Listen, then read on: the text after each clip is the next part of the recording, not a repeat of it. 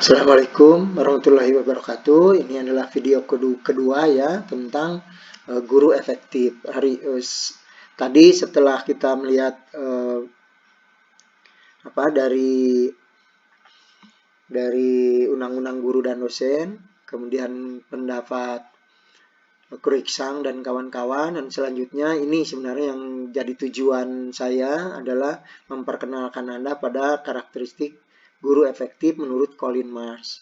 Ini dalam bukunya yang berjudul Becoming a Teacher, Knowledge, Skill, and Issues. Jadi bagaimana seseorang bisa menjadi seorang guru.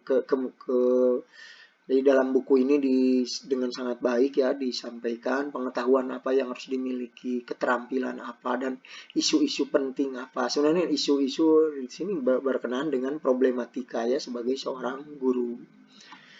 Baik, Colin Marsh melakukan menulis buku ini berdasarkan hasil penelitian pada guru-guru yang ada di Australia. Jadi buku ini sebenarnya merupakan produk dari organisasi guru yang ada di sana. Jadi mereka sudah kuat ya organisasi gurunya, mendorong guru untuk merefleksikan hasil proses pembelajarannya, kemudian mereka juga melakukan penelitian, menyediakan dana untuk semua itu sampai ke publikasi ya, bukunya. Jadi menulis buku, kemudian mempublikasikan dan sebagainya itu disupport, didanai oleh organisasi guru. Dan di situ organisasi guru betul-betul menjadi mitra pemerintah ya. Jadi pemerintah kalau di negara kita seperti Dikbud itu, Kemendikbud itu tidak bekerja sendiri, tetapi urusan guru misalnya ada etik ya, kode etik guru dan sebagainya itu oleh organisasi guru. Barangkali ya kita juga perlu ya ada organisasi seperti itu di negara kita. Termasuk ada kode etik, komisi etik guru ya. Baik, menurut Colin Marsh, seorang guru yang efektif itu dia harus memiliki kemampuan berkomunikasi. Pertama, kemampuan berkomunikasi seperti apa?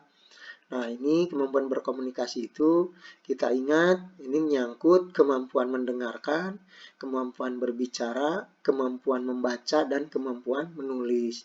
Jadi guru, apalagi guru bahasa Indonesia, harus memiliki kemampuan yang baik. Ya, pertama dalam mendengarkan, dia memiliki kemampuan mendengarkan yang baik. Kemampuan mendengarkan yang baik itu dimulai dari apa? Sabar dalam mendengarkan. Kemudian bersikap kooperatif ketika mendengarkan. Kemudian memberi respon yang positif ketika dia mendengarkan. Kemudian menghargai lawan bicara orang. Begitu ya. Jadi itu kemampuan berkomunikasi. Kemudian ketika dia berbicara, pembicaraannya jelas, pembicaraannya mudah dipahami, pembicaraannya juga terstruktur. Jadi itu. Kemudian yang ketiga, kemampuan membaca dia juga baik, jadi kecepatan bacanya cukup, kemudian tingkat keterbacaannya tinggi. Nah, ini akan berpengaruh ya terhadap kemampuan dia dalam membaca sumber-sumber. Kemudian yang berikutnya adalah kemampuan dia dalam menulis. Ya, kemampuan dia dalam menulis tentu mengungkapkan gagasan dan sebagainya, apalagi guru bahasa Indonesia. Nah, guru bahasa Indonesia harus memiliki kemampuan yang cukup dalam menulis. Karena muridnya dilatih untuk menulis, pasti gurunya harus jadi teladan dalam menulis, memberi contoh bagaimana menjadi penulis yang baik. Gitu ya, tulisan yang baik, yang mudah dipahami, yang terstruktur dan sebagainya. Baik tulisan ilmiah atau tulisan non ilmiah.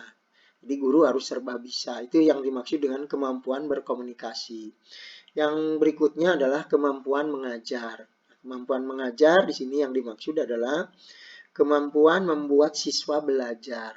Jadi bukan menyampaikan pelajaran, tapi bagaimana guru mensupport, mengajak, memotivasi, kemudian setelah itu dia memelihara motivasi siswa, memelihara semangat belajar siswa dengan tadi mengajak, membujuk, memelihara, kemudian sampai pada memaksa siswa untuk belajar. Ini tentu ada istilah memaksa siswa untuk belajar, karena pada dasarnya semua orang itu belajar itu enggan ya mungkin. Bukan hanya anak-anak, sebenarnya orang tua yang sudah sadar bahwa belajar itu penting juga malas ya untuk belajar, apalagi anak-anak, jadi mereka lebih suka main, kalau menemukan HP mereka lebih suka main game daripada belajar. Begitu ya, oleh karena itu guru harus membuat mereka mau belajar. Jadi guru berusaha membuat siswa mau belajar. Kemudian memelihara kemauannya itu, memelihara semangat belajarnya itu. Juga yang berikutnya adalah membuat mereka tetap belajar gitu ya. Dengan membujuk, mengajak, kemudian memaksa. Tapi nanti dibicarakan bagaimana cara memaksa kita ya, tetap lemah lembut begitu, mengajak dengan baik, dengan penuh kasih sayang. Kemudian yang ketiga adalah kemampuan mengelola kelas. Nah, bagaimana seorang guru mengelola kelasnya sehingga kelasnya menjadi kondusif, kelasnya menjadi terbangun suasana belajar yang mendorong siswa untuk merasa nyaman dan bergairah untuk belajar. Nah, misalnya ya, pengelolaan kelas secara fisik, pengelompokan siswa, dan sebagainya. Nah, tentu dengan belajar jarak jauh seperti sekarang ini, cara mengelola kelas ini agak berbeda dengan kelas dalam pengertian yang konvensional, karena kelasnya kan sudah berubah jadi virtual class ya, jadi siswa tidak berada di satu tempat tetapi mereka berada dalam satu event. Jadi ukuran kelas di situ di hari ini bukan ruang begitu ya, tetapi eventnya. Jadi siswa sekian orang berada pada event yang sama dalam arahan guru yang sama, itu kita sebut sebagai kelas ya. Baik, nah ini diperlukan kemampuan bagaimana supaya siswa benar-benar kondusif untuk belajar.